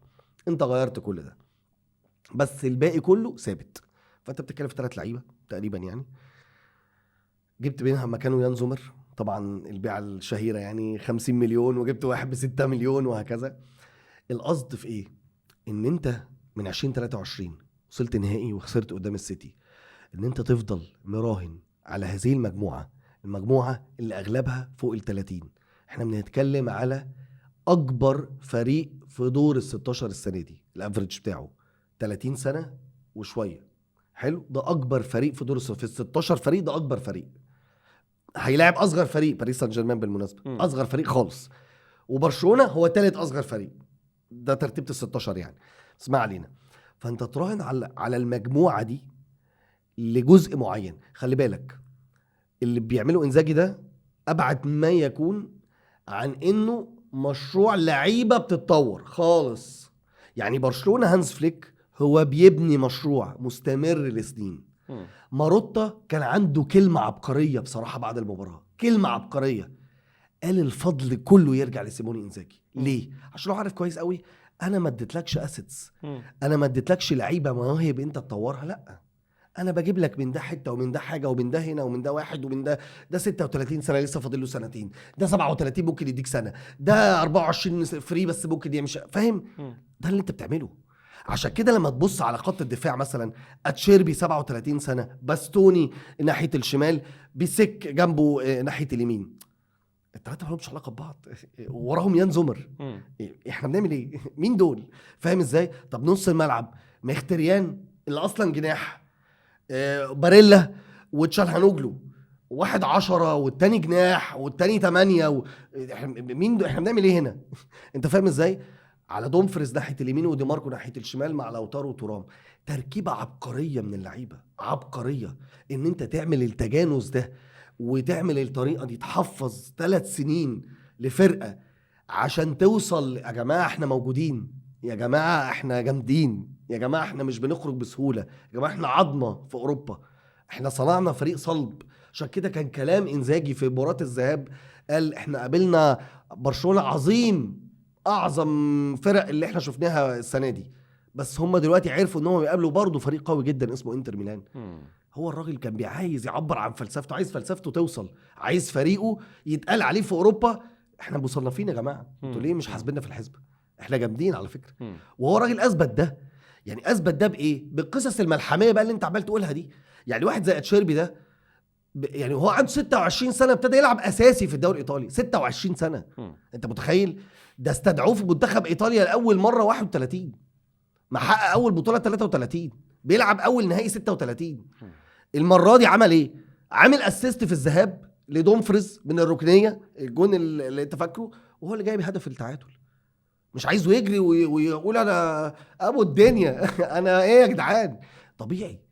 هو انزاجي اللي انا متخيل انه المنتور بتاع كل دول. شفت شكله وهو قاعد على الدكه دومفريز انهي حته؟ لا طبعا شفتهاش. دخلت على اضافي، اعتقد انه كان في الاضافي يعني. هو مفيش ادنى شك ان دومفريز ده هو اقوى لعيب كان موجود في الملعب 100%. برشلونه ولاعيبه برشلونه وصلوا دومفريز ان هو قاعد على الدكه، طلع بره الموضوع انتهى خلاص. دومفريز والتعادل والدنيا ماشيه، قاعد مكشر. يعني هو قاعد مكشر من كميه التعب اللي هو تعبها، هو قاعد مش طايق. انت عارف اللقطه في ايه؟ ده بمناسبه دومفريز، يعني دومفريز كان بيتعامل معاه لقاء طبعا، يعني دومفريز ده مش هياخد حقه لان هو بشوف هو نجم المباراتين طبعا، يعني نجم المباراتين الاول، واحد مساهم في 6 جوان من ال7 اللي جابهم تقريبا انتر، حاجه عظيمه جدا مرعبه يعني. بس انت عارف ترام جاله وهو بيتكلم بيقول له بص يا صديقي انا فخور بيك وبتاع، انت بجد فخور بينا؟ اصل هو بيقول انا فخور باللي احنا عملناه وفخور بكل لعيب زمايلي. فترام راح قال له انا فخور بيك انت، بس انت فخور بينا بجد؟ قال له فخور بيك فعلا، لان انا عارف ان انت لعبت وانت مصاب ومع ذلك قدمت كل حاجه وما حسستناش بده. نفس الكلام ينطبق على لوتارو، ان اللعيبه دي قادره، ان ما هو ده برضو ده جزء في الكوره. يعني ان انت تقنع بني ادم، ما هو اصل برضو ايه، دول بشر، اقناع الاشخاص بالتضحيه هدي طبعا. انت فاهم ازاي؟ هو بيضحي برضو لايه؟ هو ده نادي بس بقى عيله مترابطه بالشكل ده، فالروح وصلت بيها الادرينالين ان هم خلاص انت بتدافع عن شبه وطن، مش مجرد نادي. فاهم ازاي؟ فالروح اللي انت شايفها بالجرينتا دي بجرية اتشيربي بلوتارو. لوتارو يا جدعان هو مش قادر يمشي، ترام من ماتش الذهاب مش قادر يمشي. هم مش كده على فكرة، هم اجبه، هم فيزيكاليتي اقوية جدا.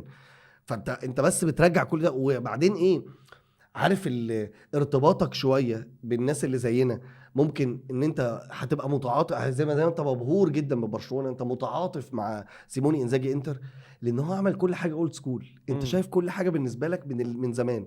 يعني شايف ترام قدامك هذا المهاجم الكلاسيكي اللي بيستلم وبيريح لزمايله وبيعمل وبيلتحم وبقوه انت شايف الستايل ده من زمان قوي. انا صحيح. عارفه، انا شايفه من زمان، فاهم؟ اتشيربي اللعيب اللي بيموت نفسه ولسه عنده 37، والمدافع اللي بيتزحلق وبيعمل. باستوني بيمرمط نفسه، مش مدافع من المدافعين دلوقتي، لا يعني اللي قصدي شويه اللي هم مدافعين دلوقتي الاغلب انه ايه، بيستنى التايمنج، ما بيتزحلقش اكتر، ما بيلتحمش اكتر، البول بلاينج اكتر، بيلعب برجله اكتر. لا باستوني ايه مع لامين يامال يمين وشمال ومرمطه وفوق وتحت. فرجعهم لنوعيه مدافعين زمان ومهاجمين زمان، رجعهم لنفس يعني اول ما الراجل اتعادل وخلاص عايز يكسب او عايز يرجع للتعادل، عمل ايه؟ لونج بول يا باشا، خلاص على قديمه. ما انا عندي قدامي الناس دي، فانا عايز اعمل ده. فعشان كده هي الرحله ما ينفعش تختزلها، وما ينفعش تقول ان الراجل ده مش واحد من اجمد المدربين اللي موجودين على الساحه الاوروبيه. ده انصاف الكوره. انا بشوف كده. زي ما انت كنت بتحكي في الاول على التحكيم، اصلا وانت لو حكينا في التحكيم مش هنخلص. انت عندك وجهه نظر وعندي وجهه نظر. اذا كان هي تقديريه بالنسبه للحكم، ممكن تقديريه الحكم تاني ما يحسبهاش، وممكن تاني يحسبها، وهكذا. وشوفنا ده كتير، لان عمر اغلب الظن في المعايير اللي هي بتبقى 50، يعني فاهم، هي في مسافات قريبه قوي بينها، المعايير مش واحده. يعني بتلاقي دي بتتحسب ودي لا، ودي بتتحسب في اوقات تانية ودي لا برضو، صح؟ فبتبقى تقديريه للحكم ايا كان بقى. فالقصد ايه، انا وانت هنقعد نهري في التحكيم مش هنخلص. انت مقتنع بحاجه ولا مقتنع بحاجه؟ ما انا لو شايف فرقتي وحقاني بنسبه 100%، هتلاقيني برضو رايح لحتتين 3، وانت العكس.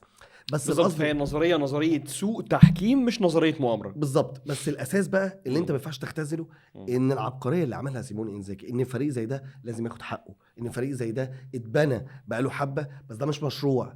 لان اللعيبه دي كلها هتاخد الشامبيونز ليج، الفريق ده كله يتفور. ده الفرق بينه وبين هانز فليك. هانز فليك فريقه ده عايش 10 سنين قدام، 10 سنين قدام على الاقل. كوبارسي ببالدي ببيدري بلامين يامال، عد زي ما انت عايز تعد. عايزين تكملوا بجيرارد مارتن كملوا، يعني لو عايزين تجيبوا تاني حد يبقى يا ريت. بس القصد يعني فاهم، انت بص عندك طلعت كور قد ايه، بجافي بكاسادو برنال، الراجل ده طلع قد كده للناس دي. فانت الكور الاساسي بتاعك لا مكمل 5-6 سنين. انما انتر دي نهايته. مختريان وتشالها نوجلو واتشيربي وحتى خلاص ما تخوفنيش بقى، ما تخوفنيش بقى. انت بتتكلم العظم بتاعك وبيان زومر، العظم بتاعك كله خلاص. كل ده شكرا جزيلا يا راجل. ده باستوني 26 27 سنه، باريلا 27 سنه، لو تارو 27 سنه خلاص. الناس دي في المفروض في البيك، فهم الثلاثه عنده قصه ان انت عايز تعلب دول، صح. فالرحله دي كانت تستاهل انها توصل للنهائي بصراحه، عشان انزاجي يستاهل كل تقدير. ده حقيقي. طيب سومر بقى، احنا عمالين بنهري في ايه؟ احنا عمالين بنهري في ايه؟ بتحب انتر قوي لا بجد والله العظيم كتير برضه. انت متخيل احنا بقالنا ساعه عمالين بنتكلم عن الناس كلها لسه سومر؟ ماشي، يعني اللي هو اصلا العم الليله دي كلها يعني. ماشي عم المجال. طيب سومر انا اتكلمت عنه في 2018 2019. سومر ده حاجه ممتازه بصراحه، يعني من الناس اللي هتتحط في ليفل اتشيربي، انه بياخد حقه متاخر جدا لكن باستحقاق كامل. لانه انت لسه قايل الافيه بتاع اونانا وسومر و50 و6، لكن هي الفكره انه يان سومر حارس وسيء تقييمه في فكره انه هيبقى بالكره اقل من اونانا. لكن اللي حصل انه سومر ده بقى عنده تمريرات للثلث الاخير من الملعب اعلى من اي حارس، وانه جودته بالكوره وهو بيبدا يمرر الحاجات اللي هي البسيطه القصيره الصغيره ده بقى عنصر مؤثر لا خلاف عليه. بس هنا لازم تقف عند نقطه مهمه جدا. سومر ده مش حارس طويل، يعني مش حارس طول بعرض، فلما هيروح ويفرد هتلاقي حاجه عملاقه. وبالتالي هو هنا انت بتلعب على الرشاقه والتوقع اللي بدري جدا، اللي هو انت عارف ان كره لامين يامال دي هتلف اللفه دي وهتجيلك على الاخر، فانت لازم تروح وتنط قبل ما هو يعني وهو بيعمل دي، انت لازم تبقى انت رايح وناطط وفارد ايدك لحد الاخر. في حاجات لا تمت للمنطق بصله، يعني اللي انت وصفتها بتاعت لامين يامال جيرار مارتين العرضيه الهيد، اي نعم اتساعدت فيها انها جايه في النص، بس هو برضه الديفليكشن سريع جدا من حيث الوقت. لكن هو الاغرب بتاعت لامين يامال الثانيه، للوهله الاولى انا حسيت ان لامين حطها بره، لكن تبص على اللمسه الكره دي جون جون جون جون، لا يلام عليها 1 في المليون نهائيا يعني. لكن السرعه بتاعته في اتخاذ القرار مع عنصر الرشاقه، مع ان انت ذهنيا بقى في المباراه سواء المباراه اللي فاتت او المباراه دي ضغط ضغط ضغط ضغط ضغط، انت مفيش غلطه يعني، مفيش حاجه هتعدي. طب مفيش طلوع من المرمى مش مظبوط، طب انت جايب ده منين؟ يعني التكوين ده بيظهر في وقت صعب جدا. ده احنا قعدنا مع دوناروما سنين طويله، كل مره بتعمل اللي بتطلع الفرقه بره لحد ما بتيجي الموسم ده ها مشيت. لكن سومر انت مجرد ما اتحطيت في محكات حقيقيه طول الوقت تك تك تك تك تك، من مباراه بايرن درجه اقل طبعا، لكن قدام برشلونه عمل كل ده. واظن ان لو انت سالت اي حد موجود في الملعب مين لو بنختار بطل واحد للمباراه، هيبقى سومر مش لامين يامال، لانه في حد كان سبب رئيسي في تاهل الفريق الفائز ولا احد غيره. فحاجه عظمه العظمه بصراحه. بص، ما هي يعني هو يان زومر هو استكمال لكتيبة انزاجي. يعني مم. عارف، انا بحس ان انزاجي جاب يعني القدر وفقه ان هو يعمل فريق نوايا. كله، لا مش نوايا، مم. كلهم عندهم ما يقال بالابوينت تو بروف، كلهم عندهم قضيه لاثبات الذات حقيقي. عارف الجنود المجهوله اللي ما حدش حاسس بيهم. يعني انت دايما كنت تسمع منتخب سويسرا، اول ما تسمع منتخب سويسرا بتقول شاكيري وبتقول يان زومر، بتقول حاجتين صح. صحيح. ده احنا بقى لنا 10 سنين بالشكل ده. مم. الجون بتاعهم جامد وعندهم شاكيري، مم. ده اللي ما بيتابعش، يعني انا بتكلم بشكل عام صح. ودايما بتشوف زومر، بتشوف منتخب سويسرا، بتتفاجئ ان المنتخب دايما بيتاهل من دور المجموعات، يا موجود في ال 16 يا بيطلع ربع نهائي، يا موجود في ال 16 وهكذا. ليه؟ هو في منتخب مش جامد بس عنده حارس جامد قوي، فتقعد تبص على الحارس ده بيلعب فين. بروسيا مونشن جلادباخ، تستغرب يعني، تقول والله هو حارس كويس. يعني عارف اللي هو عارف من بعيد كحارس كويس، والله هو ليه بيلعب هنا. فهي سبحان الله برضو، لان الكوره فيها اكيد فيها رزق وفيها وكلاء وفيها قصه. ماركت نفسك ده مهم، لان في لعيبه تانية بنت لعيبه بتماركت نفسها وبتروح وتلف الدنيا، وهي مش ما عندهاش ربع الكواليتي بتاع حراس تانيين. وفي حراس تانية يعني عارف بيدفنوا، بس القدر في الكوره اوقات كتير بينصف الناس دي بعد ما يتحرروا او يعرف يخرجوا من الكومفورت زون بتاعتهم. انت خلاص بقى خرجت. يعني يوان زومر ده ابتدى يشوف الدنيا بعد ال 30. بايرن ميونخ، في انتر ميلان، في نهائي الشامبيونز ليج، ايه يا معلم الدنيا حلوه ايه، وما انا كنت ده في نفسي ليه بالحياه اهو. وفي بيطلع في الايه بيطلع يعني. هو دوناروما واخد رجل المباراه قدام باريس سان جيرمان وجايين للقصه دي، بس يان زومر واخد برضه نفس رجل المباراه، بس اللي عمله زومر غير طبيعي، يعني غير طبيعي. هو خلى كل الناس تقول اسمه بكل وضوح، لان زي ما قلت لك في جون ممكن يتألق.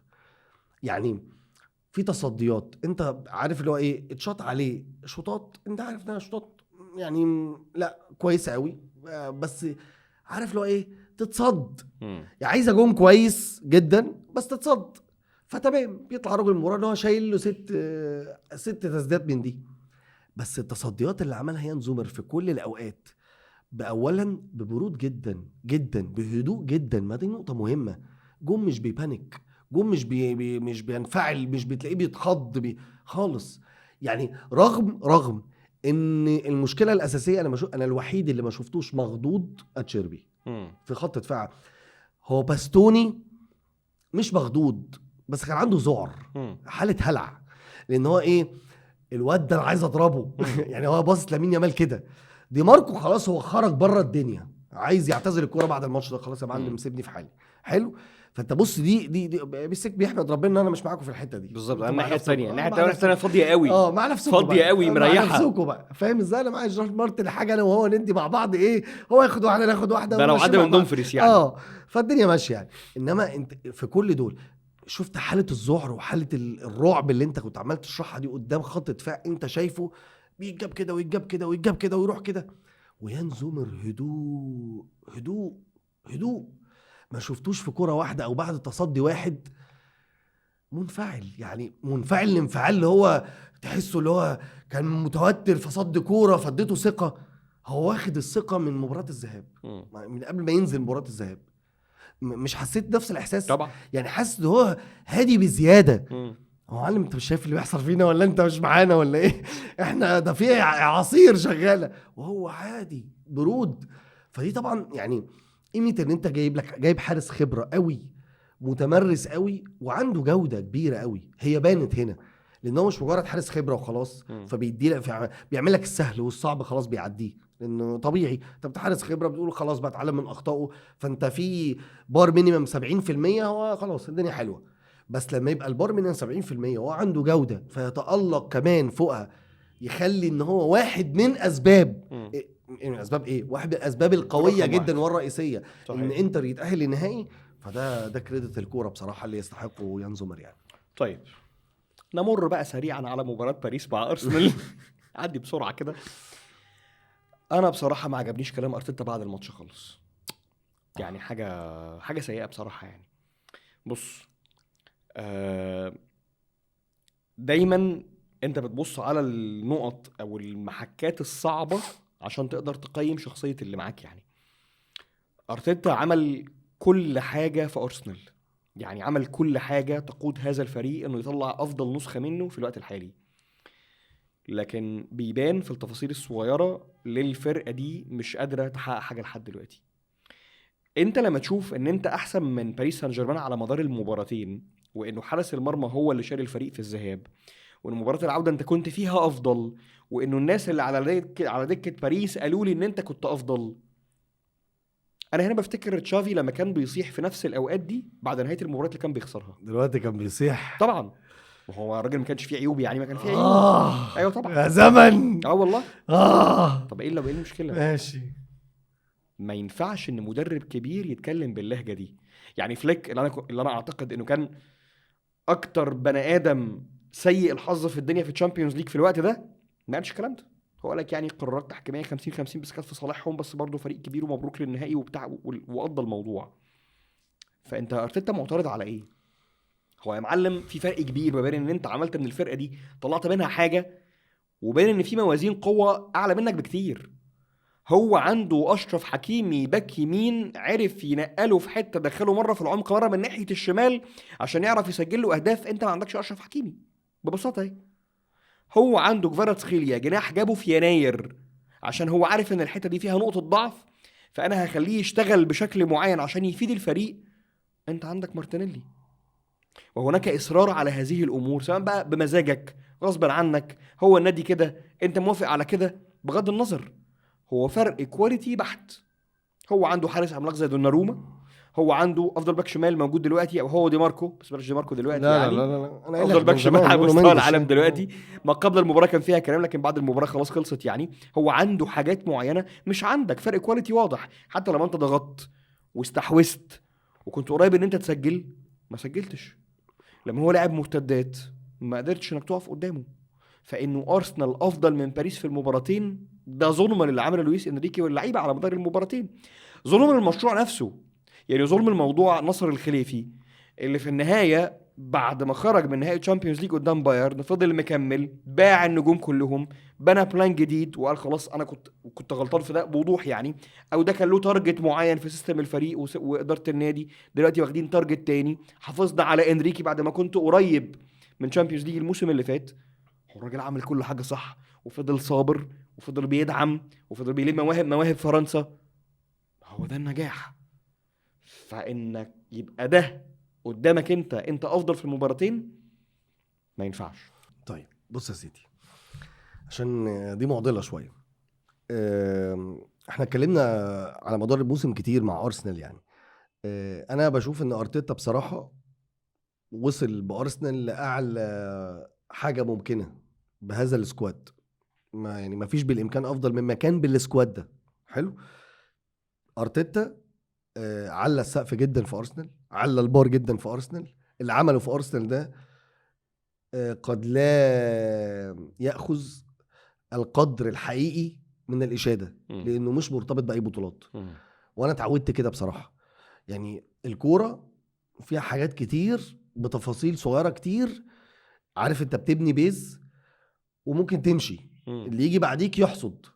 فاللي بيحصد ده في ناس سميها بقى سلكان، سميها ناس فعلا بتفهم، سميها ناس متصالحه مع نفسها، بس بتروح قايل ايه؟ انا ببني ده لده. ده اللي عمل ده. يعني ارني سلوت اول ما احتفل قال ايه؟ يورجن كلوب. صح؟ قال انا مش هينفع، احنا كسبنا عملت شغل عملت دور مهم قوي بس الفريق ده اللي بني يورجن كلوب. دي بتفرق. صحيح. الفكره كلها ان انا جيت في توقيت الدنيا، الظروف خدمتني، ظروف ممكن ما خدمتنيش. يعني ارتيتا لما وصل للبيك كان برضو بيقابله بيب جوارديولا في السيتي وهكذا. دايما نقطه الخلاف بيننا وبين ارتيتا ايه؟ او وجوده في ارسنال، حاجتين مهمين قوي عشان الناس تبقى بس واضحه في القصه دي. واحد هي الصفقات. الصفقات دي بقى عند مين؟ يعني برضو هل انت كنت مدير فني موافق ان ستيرلينج يجي لك؟ تبقى بتاعتك 100%. انت قبلت بصفقه ده زي دي تبقى انت اللي تشيلها.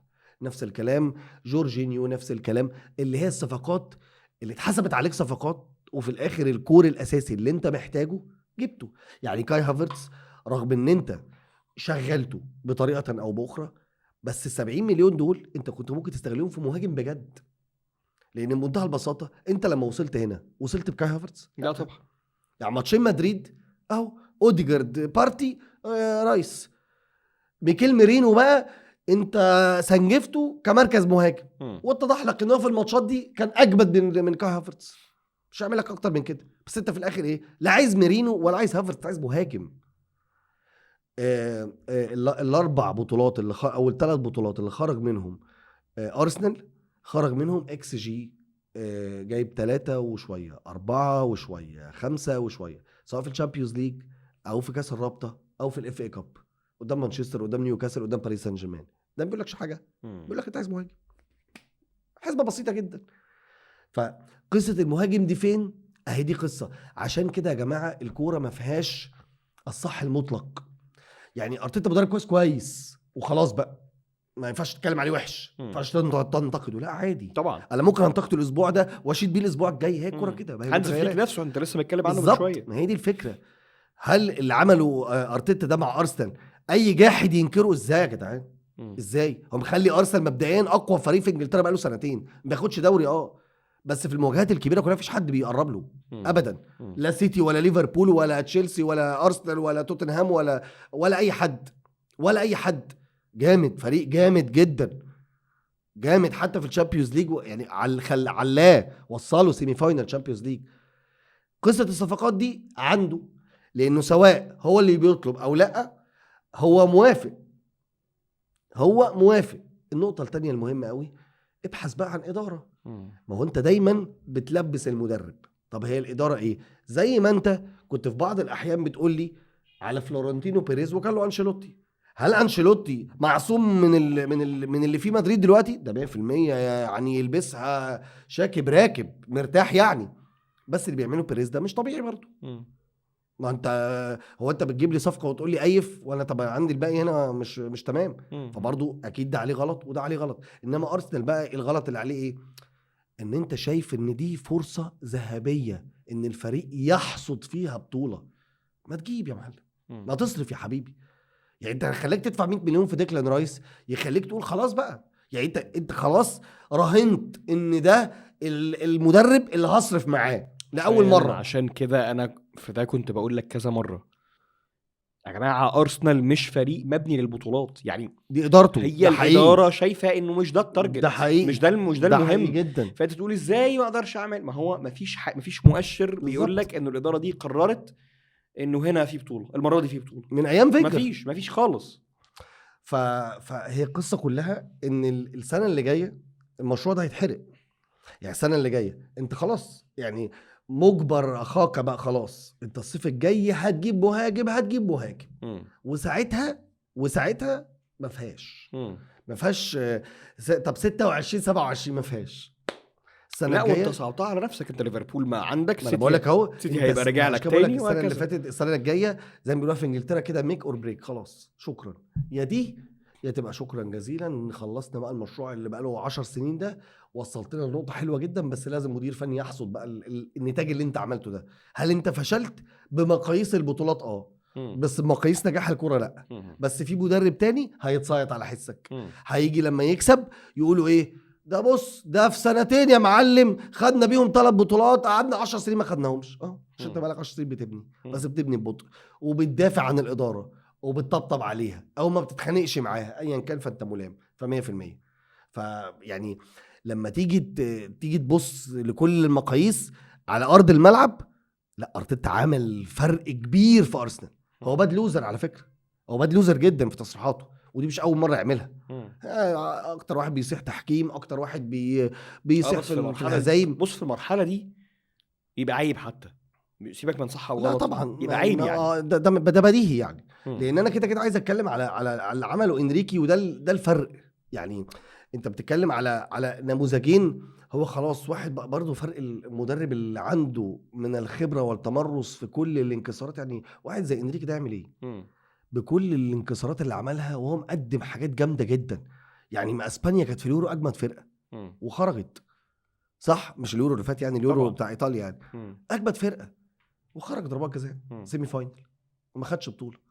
وفاهم ازاي؟ وبقاله من ساعه برشلونه عمل تجارب، عمل كذا تجربه وعمل كذا حاجه. بتحكي على ايه؟ لا بجد والله عايز وهيطلع من غير تشامبيونز ليج ان شاء الله. ايوه انت ما بتقلقش عليه، انت قلقان حاسك قلقان يعني. معلش انت مش بني ادم يعني، جت على الانكسارات دي كلها وجت على بتاعه ارمط خلاص. انت شفت في احصائيه بنت لعيبه مرعبه. تقول ايه؟ في فريقين، انا لو من بالاحصائيات، في فريقين حققوا تشامبيونز ليج لاول مره في حياتهم قصاد انتر ميلان. طب يعني ماشي، انا ده بقول لك احصائيه، بقول لك حاجه يعني الشامبيونز ليج اللي جاي ايه؟ ماله؟ باريس سان جيرمان قدام انتر. باريس ما خدش الشامبيونز ليج ولا مره، مش هياخد. ماشي ما بقولكش حاجه يعني، خدوها لاول مره لعبوا. سيتي طلع خدها، سيلتك طلع خدها، ماشي. كان قدام مين؟ انتر ميلان. تمام، بس احسن ملهاش لازمه. يعني ملهاش لازمه. طيب باريس وانتر ان شاء الله خير يعني باذن الله. لكن باريس طبعا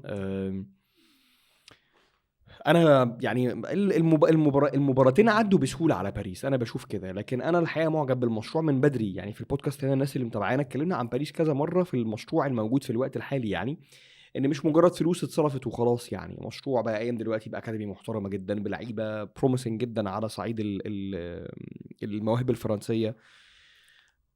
تيري اونري وهو بيتكلم عن نصر الخليفي امبارح برضو وراح لفكره انه اسم فرنسا بقى، انه قليل جدا على تاريخ فرنسا القوي جدا من حيث المنتخب ان يكون تشامبيونز ليج واحده بتاعه مارسيليا ومشبوهه ومفروض تتسحب اصلا وتيجي للميلان اساسا، يعني شيء بشيء يذكر. فانه باريس بيعيش حلم. ده حقيقي ان باريس بيعيش الناس حلم للكره الفرنسيه، انه لا ممكن تيجي من تاني وممكن ترجع من تاني يعني. فانا معجب بالمشروع، معجب بديزيري جدا بصراحه، ومعجب بتغيير مكانه اصلا بالنسبه للويس انريكي. الفريق ديفوهاته قليله، لكن انا معتقد ان الانتر يقدر على باريس جدا. يعني انا كان بالنسبه لي صراحه اشوف ان باريس اسهل شويه من كره ارسنال قياسا بانتر، مش في المطلق، قياسا بانتر باريس يمكن يبقى اسهل شويه. لا هو ماتش جامد، لان باريس فرقه جامده قوي يا محمودي، جامده يعني. بص انا النقطه اللي انا كنت قريتها قبل ما اخش في فنيات الماتش عبقريه قوي بالنسبه لويس انريكي، ان هو لما يتفقوا معاه في اداره باريس سان جيرمان قال لهم ميسي نيمار فيراتي ايه قالوا له انت عايز ايه يعني؟ قال لهم لا انا لو همسك فريق المشروع بتاعي ما يتضمنهمش. قالوا له هم ماشيين، قال لهم احنا متفقين.